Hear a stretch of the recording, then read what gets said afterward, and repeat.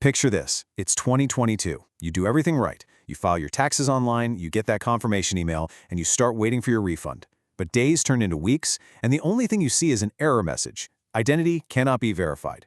You weren't alone.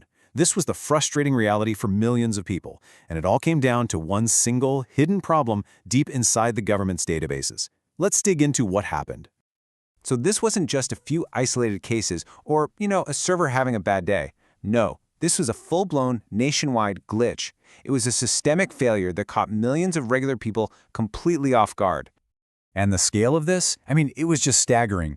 We're talking about over 20 million taxpayers. To put that in perspective, that is more than the entire population of Florida. All of them just left wondering, what did I do wrong? Where's my money? For most people, the first sign that something was really wrong was pretty simple. The refunds were delayed, just stuck. Money that folks were counting on for bills, for rent, for savings, it just vanished into a processing black hole.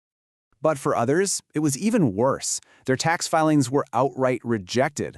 The system took one look at their perfectly legitimate information and basically said, nope, this doesn't look right, kicking their returns back and forcing them into that stressful process of starting all over again.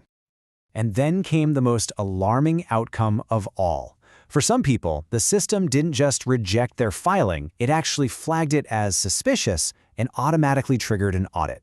An audit, all because of a ghost in the machine. So what exactly was this ghost? Well, the culprit wasn't what you might think. It wasn't some huge wave of fraud, and it wasn't millions of people suddenly messing up their own returns. It was something far more technical and, in a way, much more troubling.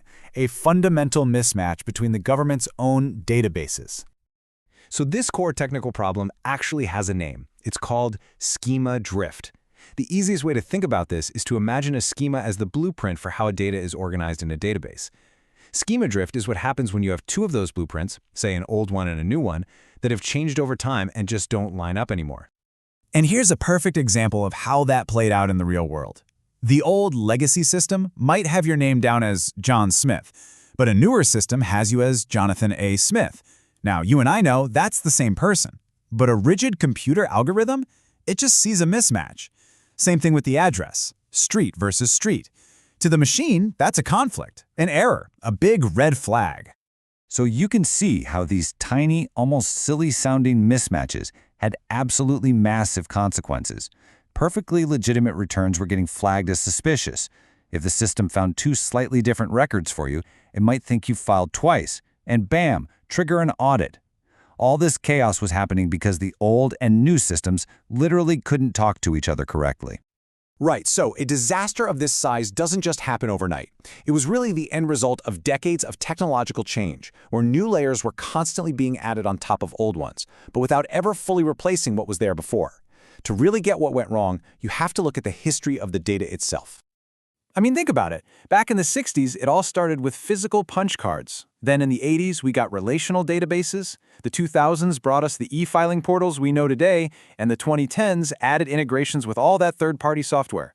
Every single step was an improvement for sure, but it was also another layer of complexity built on a foundation that was never designed to handle it. And what this whole evolution created is something tech folks call brittle schemas. The system basically became like a giant, delicate tower of Jenga blocks. Yeah, it worked, but it was incredibly fragile. So fragile that a single missing middle initial, a hyphen, a nickname, anything that didn't match the record perfectly could cause the entire verification process to just come crashing down. Okay, so we've seen the problem, and we've walked through the decades of history that got us here. The really important question now is, what did we learn from all this chaos? What are the key takeaways to make sure this never, ever happens again? Well, experts basically boiled it down to 5 critical lessons. First, get all the agencies using the same data blueprint. Standardize it. Second, teach the system to understand real-world stuff. That ST and street are the same. Third, use something called fuzzy logic. It's a way to help the computer understand that John Smith and Jonathan A. Smith are probably the same person. Fourth, build in a manual override, a kill switch for when the automation goes wrong.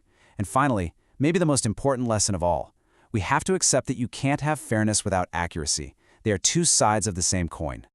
Because at the end of the day, this isn't just a technical problem, is it? It's about rebuilding public trust. This whole crisis showed us a fundamental truth. Getting the data right isn't just good IT practice, it is the absolute bedrock of good public policy. And this quote really gets to the heart of the entire issue.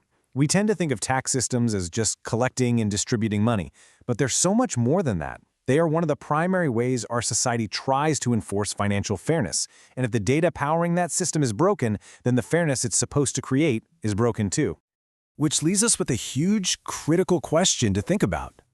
The integrity of our public institutions really relies on the integrity of their data. So if that foundational data is flawed, if it's inconsistent or brittle, can the system built on top of it ever truly be fair?